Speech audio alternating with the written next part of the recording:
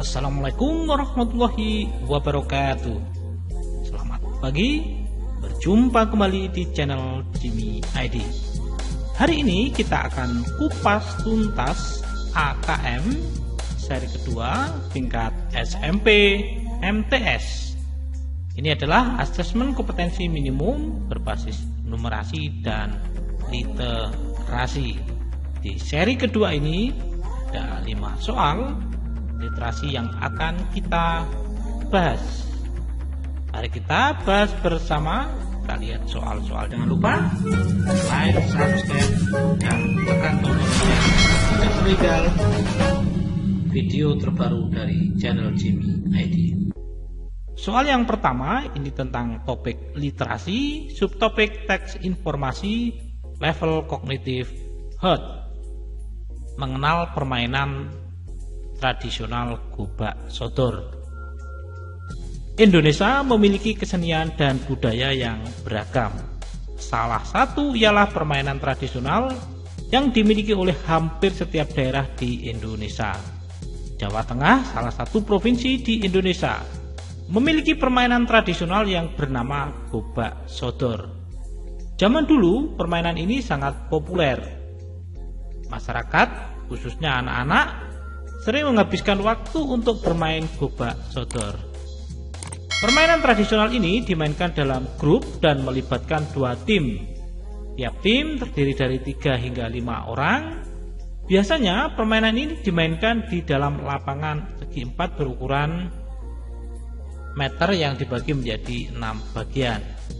Anggota tim yang mendapat giliran untuk menjaga lapangan dibagi 2, yakni penjaga batas horizontal dan penjaga batas vertikal. Anggota yang berjaga di garis horizontal harus berusaha untuk menghalangi lawan agar tidak melewati garis batas. Sementara itu, anggota yang berjaga di garis vertikal mempunyai akses terhadap seluruh garis batas vertikal yang terletak di tengah lapangan. Selanjutnya, tim lawan harus melewati garis hingga baris paling belakang. Kemudian lawan harus kembali lagi melewati penjagaan hingga baris paling depan. Sebenarnya permainan ini tidak hanya ada di Pulau Jawa, tetapi juga ada di wilayah lain. Namun nama permainan ini berbeda meskipun dimainkan dengan cara yang sama. Di Kepulauan Natuna misalnya permainan ini dikenal dengan nama galah. Di Riau permainan ini dikenal dengan nama galah panjang. Di Jawa Barat namanya pun berubah menjadi galah asin. Sementara itu di Makassar permainan ini dikenal sebagai asing, dan di daerah Batak Toba disebut permainan margala.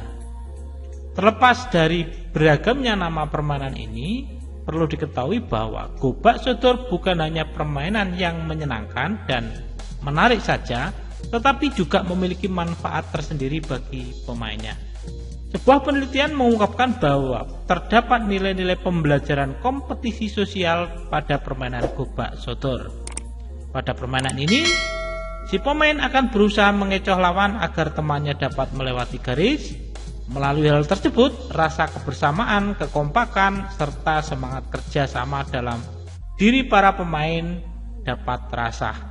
Permainan ini juga mengajarkan kita untuk tidak putus asa dan tetap berusaha, karena selama permainan lawan yang berhasil melewati garis tidak boleh langsung membuat pemain putus asa.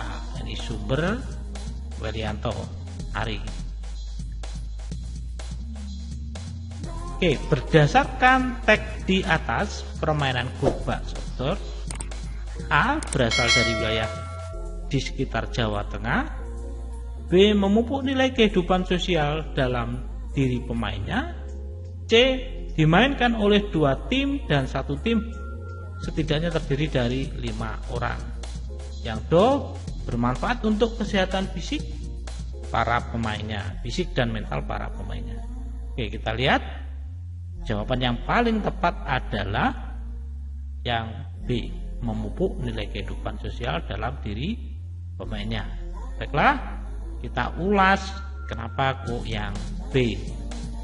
Yang pertama, dalam teks di atas disebutkan bahwa gobak sodor dapat mengasah rasa kebersamaan, kekompakan, serta semangat kerjasama dalam diri pemainnya. Hal ini dapat terasa melalui permainan gobak sodor tersebut merupakan nilai kehidupan sosial.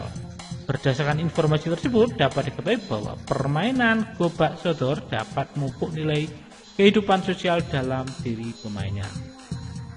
Oke, kita lihat di bacaan tadi, ini di pernyataan yang pertama, A berasal dari wilayah di sekitar Jawa Tengah.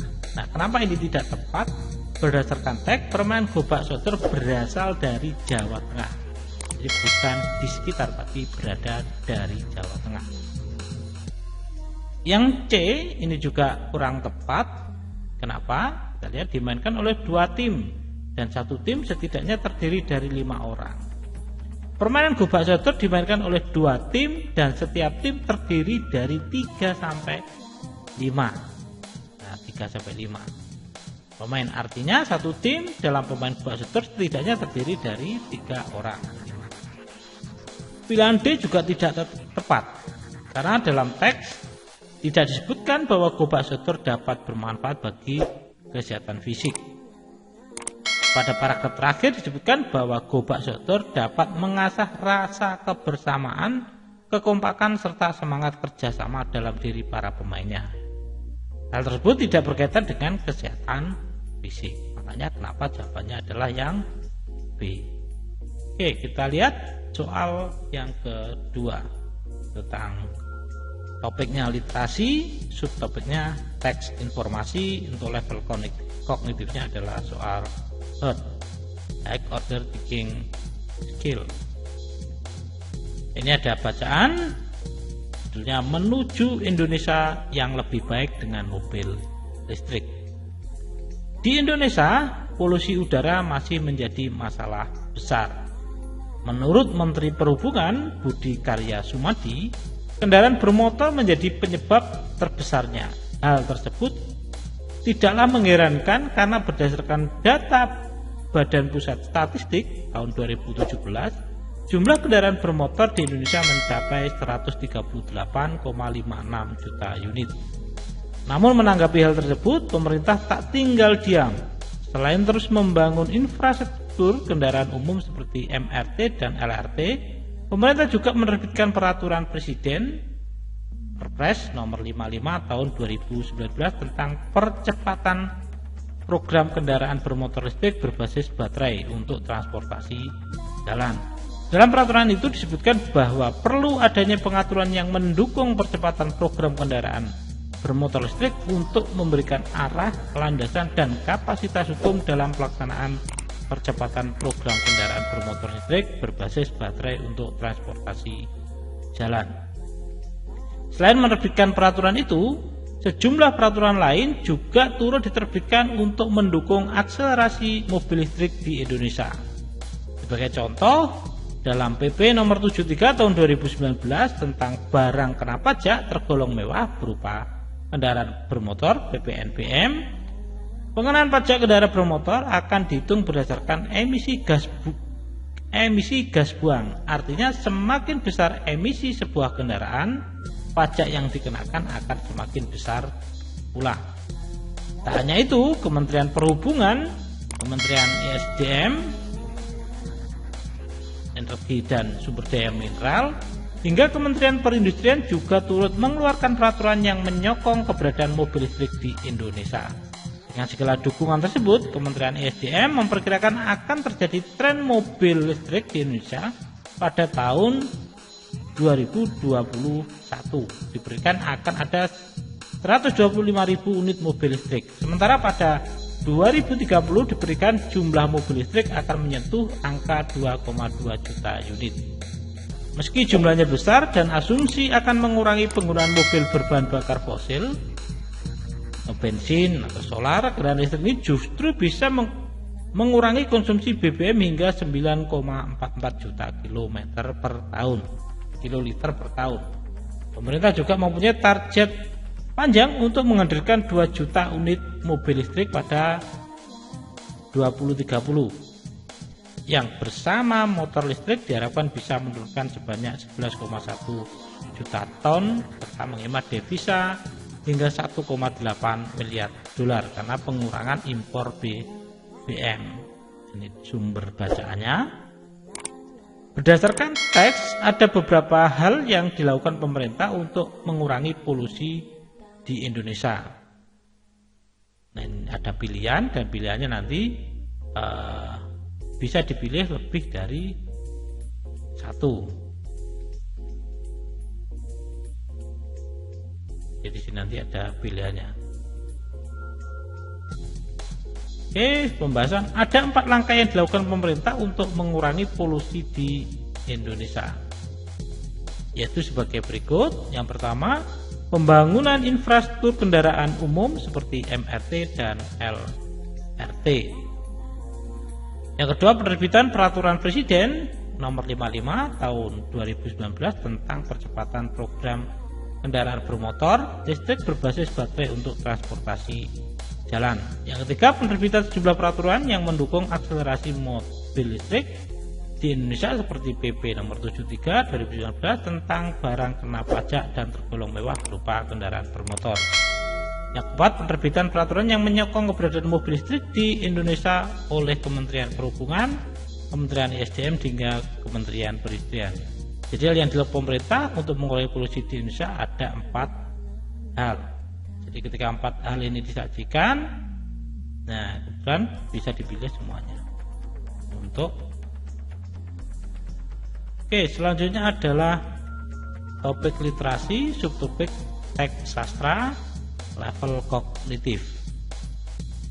Ini judulnya Saudara Tak Sama, karya Aulika Nurfatia. Langit dan angin adalah 2 burung pemangsa yang bersaudara. Mereka pun selalu dibanding-bandingkan satu sama lain. Langit adalah burung elang yang sangat terkenal dengan badan gagah dan kekuatan yang tidak terkalahkan di kalangan burung pemangsa. Langit sangat terkenal akan kehebatannya. Salah satu kehebatannya yang paling terkenal adalah ia dapat memangsa seekor serigala dan membawa serigala itu ke tempat persembunyiannya di tebing Alkana. Tak heran langit terkenal dengan sebutan sang penakluk di kalangan burung pemangsa. Akan tetapi dengan segala kehebatannya, langit tidak pernah merasa angkuh. Ia selalu rendah hati kepada siapapun, termasuk kepada angin, saudaranya sendiri. Angin juga tak kalah hebat dari langit. Angin adalah burung alap-alap yang terkenal dengan kecepatannya. Ia memiliki kehebatan yang jarang dimiliki oleh burung pemangsa lain. Selain kecepatan dan ketepatan menerkam mangsa, ia juga dapat membaca gerak-gerik mangsanya, baik di darat maupun di laut. Semua jenis mangsa dapat ia tebak dengan gerakannya yang tepat. Selain itu, angin juga dapat memangsa di pagi, siang maupun malam karena penglihatannya sangat tajam. Angin, apa kau tidak kesal selalu dibanding-bandingkan dengan langit? Tanya Kondor. Kalau aku jadi kau, aku pasti kesal. Apalagi dia adalah saudara dekatmu, ucap Seriema. Oh, aku pernah mendengar burung lain mengejekmu, katanya. Kau tidak akan pernah bisa mengalahkan langit, ucap Kondor kepada angin. Cukup, aku sudah muak mendengar semua keluhan-keluhan itu.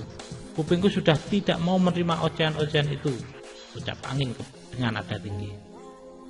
Angin, kau sudah cukup hebat, bahkan kau lebih hebat dari kami, jelas Osprey. Tapi tidak lebih hebat dari langit, ucap angin dengan ketus. Angin bersikeras dan merasa yakin bahwa ia mampu menandingi kehebatan langit. Ia pun mulai sering melatih kemampuannya agar bisa lebih hebat lagi. Ia mencari tahu semua hal tentang langit. Kemampuan yang paling diinginkan oleh angin adalah kekuatan, sehingga ia terus melatih kekuatannya setiap hari. Percuma kau berlatih, sekeras apapun latihanmu, kau tidak akan bisa mengalahkan langit. Kau akan tetap menjadi angin yang selalu berada di bawah langit, ejek Caraca ketika ia melihat angin sedang berlatih pada suatu waktu. Lihat saja, akan aku buktikan kepadamu kalau aku bisa mengalahkan langit. Aku yang akan ada di atas langit, teriak angin kepada Caraca. Angin pun terus melatih kekuatannya sekuat tenaga. Suatu ketika di balai pertemuan, angin melihat langit sedang dikelilingi oleh burung-burung pemangsa lain. Di sana ia juga melihat kondor, Serema, Osprey, dan Caraca yang sedang mengobrol sangat akrab dengan langit. Langit memang burung yang sangat ramah kepada siapapun. Angin mencoba menghampiri mereka, disambut baik oleh langit. Langit sangat senang bertemu dengan angin karena sudah lama ia tidak bertemu saudaranya. Akhirnya mereka berkumpul bersama membahas kemampuan masing-masing. Satu persatu dari mereka menceritakan kemampuan masing-masing yang semakin meningkat. Ketika angin sedang bercerita mengenai kemampuan barunya, yaitu kekuatan untuk mengangkat mangsa yang berat, Caraca menantangnya dan meminta untuk membuktikan itu. Angin langsung menyetujuinya karena hal itulah yang sebenarnya ia tunggu. Ia ingin membuktikan kepada burung pemangsa lain bahwa ia tidak kalah hebat dari langit. Setelah angin setuju untuk membuktikan kehebatannya, Caraca menyuruh langit untuk mengalahkan angin. Akan tetapi langit menolak karena ia merasa hal itu adalah pengkhianatan terhadap saudaranya sendiri. Namun angin justru meminta langit menuruti keinginan Caraca. Akhirnya langit pun menuruti permintaan saudaranya itu. Aku sudah menyiapkan 2 banteng seberat 500 kilo untuk kalian buru dan dijadikan mangsa. Bawalah mangsa itu ke hadapanku. Kita lihat siapa yang berhasil membawa mangsa itu, ucap Serema. Angin dan langit langsung pergi mencari banteng yang dimaksud Serema. Mereka mencari dengan susah payah di hutan hingga larut malam. Dalam kondisi itu, pasti angin yang akan mendapat banteng itu dengan cepat karena penglihatannya sangat baik di malam hari. Akan tetapi, langit sangat terkenal dengan kekuatannya untuk melumpuhkan mangsa dengan cepat. Faktanya angin sudah melumpuhkan banteng itu sebelum langit. Saat angin untuk terbang dengan cepat membawa benteng ke hadapan Serema, angin sudah sangat yakin ia pasti akan sampai lebih dulu dari langit. Esokan harinya, Serema, kondor, Caraca sudah mendengar suara angin yang semakin mendekat. Langit juga terlihat berada tidak jauh di belakangnya. Caraca tidak percaya bahwa apa yang dikatakan angin benar. Ia lebih hebat dari langit. Namun alangkah terkejutnya semua orang ketika banteng yang dibawa angin tiba-tiba bergerak tak beraturan. Rupanya banteng itu belum lumpuh sepenuhnya. Angin pun jatuh tersungkur. Kini posisi menjadi terbalik.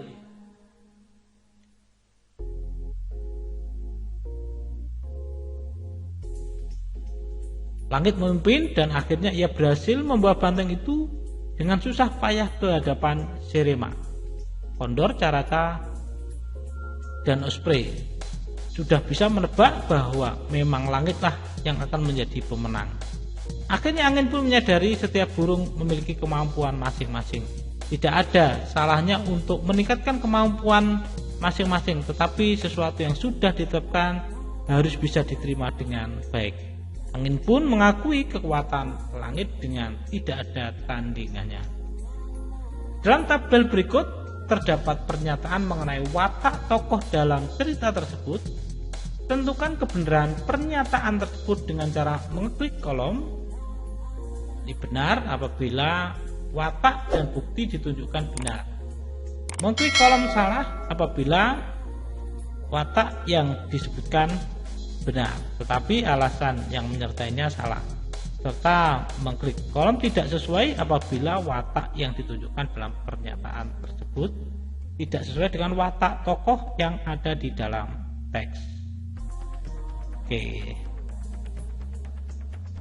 ini pertanyaannya. Ini langsung saja kita ke pembahasan. Oke, pernyataan pertama ini salah. Yang kedua salah, pernyataan ketiga itu benar, pernyataan keempat tidak sesuai. Nah, kenapa? Nah, kita lihat satu persatu. Tokoh yang terdapat pada cerita di atas adalah langit, angin, Caraca, Osprey, Serena, dan kondor. Sikap tokoh-tokoh tersebut serta kesesuaian dengan pernyataan dalam tabel di atas sebagai berikut. Oke, kita lihat di jawabannya, di pembahasannya. Kita kembali lagi ke soal. Jadi tokoh Caraca memiliki watak suka menghardik. Sikap itu dapat dilihat dari caranya mengajak Kondor, Sherima, dan Osprey untuk menonton pertandingan. Nah, gimana ini? Ya, jawabannya adalah Langit adalah tokoh yang berwatak rendah hati kepada siapapun. Watak tersebut membuatnya mendapat julukan sang pemakmur. Ini juga kurang tepat. Salah. Angin memiliki watak mudah terhasut oleh omongan orang lain, sehingga ia selalu ingin menandingi kehebatan langit. Ini sesuai dengan bacaan di atas. Yang keempat, Sherima, Kondor, Osprey adalah tokoh yang digambarkan memiliki watak baik hati dan suka menolong. Hal itulah dibuktikan dengan sikap ketiganya sangat menyemangati Angin dalam perlombaan. Menyemangatinya sudah benar, cuma watak baik hatinya ini yang dan suka menolong yang kurang tepat, sehingga untuk jawabannya tidak sesuai.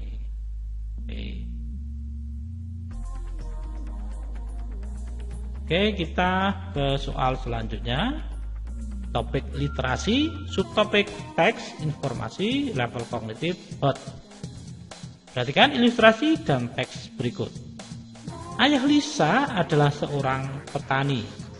Selain menyikapi dampak negatif datangnya musim penghujan, Ayah Lisa juga memanfaatkan dampak positif musim penghujan untuk kelangsungan pertanian.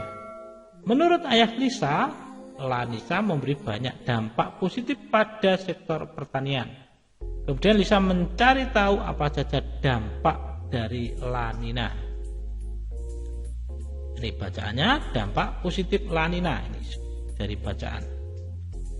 Dekan Sekolah Vokasi UGM Agus Mariono yang juga merupakan pakar ekohidrolik dan pelopor restorasi Sungai Indonesia mengatakan bahwa seharusnya tahun basah atau musim penghujan bisa dimanfaatkan. Daerah kering dan semi kering juga dapat memanfaatkan air yang berlimpah. Dengan adanya tahun basah, air tanah bisa terisi secara maksimal. Begitu pula dengan danau, situ serta telaga. Alur sungai pun dapat terbentuk dengan sempurna. Masyarakat di sekitar sungai dapat melakukan susur sungai sehingga mereka akan mengetahui sungai yang bisa digunakan untuk mitigasi serta sungai yang memiliki potensi wisata, potensi sumber air, dan potensi perikanan. Selain itu, Rizal Dibur dari Pusat Pengelolaan Resiko dan Peluang Iklim Institut Pertanian Bogor mengatakan La Nina juga mempunyai manfaat bagi pertanian pangan. La Nina memberi peluang untuk percepatan tanam serta perluasan area tanam padi, baik di lahan sawah irigasi, tak ada hujan maupun ladang. Lebih lanjut, La Nina dapat dimanfaatkan untuk meningkatkan areal tanam pada musim hujan, khususnya untuk daerah lahan kering. Petani disarankan untuk memanfaatkan mundurnya akhir musim hujan dengan menanam tanaman umur pendek dan berekonomi tinggi. Tak hanya itu, petani juga dapat melakukan adaptasi teknik budidaya pada daerah endemik banjir dan pertanian lahan kering di lahan gambut. Dampak positif La Nina yang lain adalah meningkatkan produksi perluasan lahan pasang surut. Lahan pesisir juga akan berkembang lebih baik karena salinitas dapat dikurangi dan perikanan darat bisa dikembangkan lebih awal. Dari segi sumber daya air, menurut Direktur Bina Teknik SDA Kementerian PUPR Eko Winar Irianto, kondisi La Nina dapat memenuhi kapasitas energi maksimum pada operasional waduk. Sementara kondisi El Nino, energi yang dihasilkan akan berkurang. Ini sumbernya, sumber bacaannya. Nah, ini pertanyaannya, bagaimanakah dampak positif La Nina dari segi sumber daya air? Nanti siswa diminta untuk menjawab dari bacaan di atas. Oke, La Nina dapat memiliki kapasitas energi maksimum pada operasional waduk. Nah, untuk jelasnya, jadi berdasarkan teks bacaan, Dampak positif La Nina dari segi sumber daya air terdapat pada paragraf keempat, yakni dari segi sumber daya air menurut Direktur Bina Teknik SDA Kementerian PUPR Eko Winar Irianto, kondisi La Nina dapat memenuhi kapasitas energi maksimum pada operasional waduk. Sementara dalam kondisi El Nino, energi yang dihasilkan akan berkurang. Semacam itu pembahasannya. Selanjutnya, ini topik literasi, subtopik teks informasi level kognitif. Jadi memang di sini anak-anak diminta untuk membiasakan diri untuk membaca sekaligus memahami isi bacaan. Pentingnya berolahraga. Kita sering sekali melakukan olahraga, bahkan orang-orang di sekitar kita juga sering menyarankan kita untuk melakukan aktivitas tersebut. Rupanya ada keterkaitan antara berolahraga dengan kesehatan fisik dan mental. Misalnya terkait dengan perkembangan tubuh dan interaksi sosial. Perlu diketahui bahwa olahraga bersemangat dalam mencegah resiko berbagai penyakit. Saat tubuh jarang melakukan olahraga, lemak akan menumpuk di dalam tubuh sehingga dapat berujung pada terjadinya obesitas. Namun dengan berolahraga secara teratur, tumpukan lemak yang ada di dalam tubuh bisa terbakar. Selain itu, saat berolahraga terjadi kontraksi otot-otot tubuh yang menyebabkan cairan getah bening dapat mengalir dengan lancar. Cairan getah bening merupakan cairan yang mengandung sel-sel darah putih yang berkaitan dengan sistem pertahanan tubuh. Berbeda dengan pembuluh darah, cairan getah bening ini tidak mengalir karena kontraksi jantung, tetapi karena kontraksi otot-otot yang melekat pada rangka tubuh kita. Selain manfaat tersebut, olahraga juga dapat meningkatkan perkembangan tubuh. Aktivitas yang dilakukan selama olahraga akan membantu tubuh untuk lebih cepat berkembang. Ketika berolahraga, terjadi kontraksi otot yang menyebabkan otot lebih terlatih dan akan berkembang dengan baik. Selain itu, aktivitas olahraga yang diiringi gizi seimbang juga dapat membuat metabolisme tubuh menjadi lebih lancar karena hormon pertumbuhan bekerja lebih maksimal. Selain bermanfaat bagi kesehatan fisik, olahraga juga dapat meningkatkan interaksi sosial. Ketika olahraga dilakukan dalam kelompok, misalnya saat bermain sepak bola, basket, dan futsal, terjadi proses perkenalan dengan orang lain, baik dengan orang di dalam tim maupun di luar tim. Selain itu, terjadi proses saling bekerja sama saat bermain dan bertanding. Adanya kompetensi yang sehat dalam permainan olahraga tersebut juga membuat kita menjadi lebih jujur. Akhirnya kita menjadi terbiasa dan melakukan interaksi sosial. Ini adalah sumber bacaannya. Oke. Selain berolahraga, hal yang perlu kita lakukan untuk menjaga kesehatan fisik dan mental adalah, biasanya nanti pilihan-pilihan jawabannya kita diminta untuk memilih dari pilihan jawaban yang ada. Jadi jawaban bisa lebih dari satu. Jadi yang pertama, mengurangi makan makanan penyebab obesitas. Yang kedua, meningkatkan interaksi sosial dan sikap saling bekerja sama. Yang ketiga, mengurangi makanan berprotein dan berlemak tinggi. Dan keempat adalah memakan makanan bergizi seimbang. Nah, kita harus benar-benar cermat pernyataan-pernyataan yang ada dalam bacaan yang sesuai dengan pertanyaan yang ada di sini. Oke, berdasarkan pernyataan ini pilihan jawaban dan kesesuaian dengan bacaan di jawaban nomor 1, nomor 2 dan nomor 4 ini yang sesuai. Ya, nomor 3 tidak. Kenapa? Nah, ini dalam bacaan tersebut dijelaskan mengenai pentingnya berolahraga, bukan bahwa berolahraga penting dilakukan karena dapat mengurangi resiko obesitas. Ini pernyataan nomor 1. Hal itu berarti bahwa selain berolahraga, pembaca juga disarankan mengurangi makanan penyebab obesitas dan memilih makanan bergizi seimbang. Pernyataan nomor 4. Dalam teks olahraga yang dilakukan dalam tim juga disebut dapat meningkatkan interaksi sosial. Hal ini merupakan salah satu alasan yang menjadikan olahraga penting untuk dilakukan. Jadi dapat disimpulkan bahwa penulis menyarankan agar pembaca meningkatkan interaksi sosial dan sikap saling bekerja sama. Ini jawabannya untuk bacaan di atas.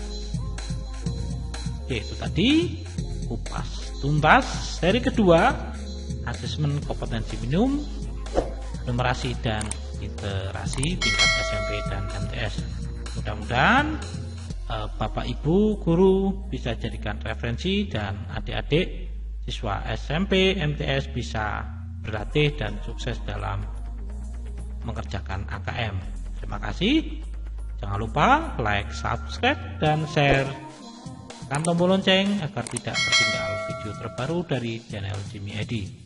Terima kasih. Assalamualaikum warahmatullahi wabarakatuh. Jangan lupa like, subscribe, dan tekan tombol lonceng untuk tertinggal video terbaru dari channel Jimmy Edi.